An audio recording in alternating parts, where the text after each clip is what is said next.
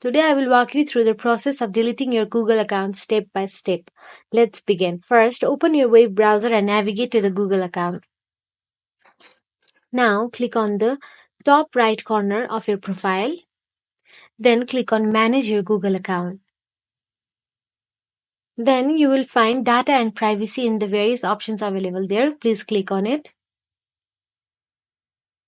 Then scroll down unless you find Delete your Google account.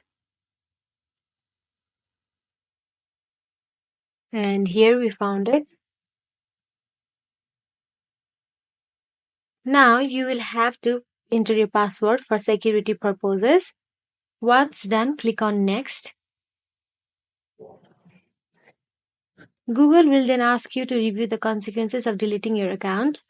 Read through this carefully to understand what will happen when you delete your account. If you are sure you want to proceed, then click on Delete Account, and that is it. You will successfully delete your Google account. Thank you for watching, and may your digital journey continue smoothly. Please like and subscribe if you like the video. Thank you.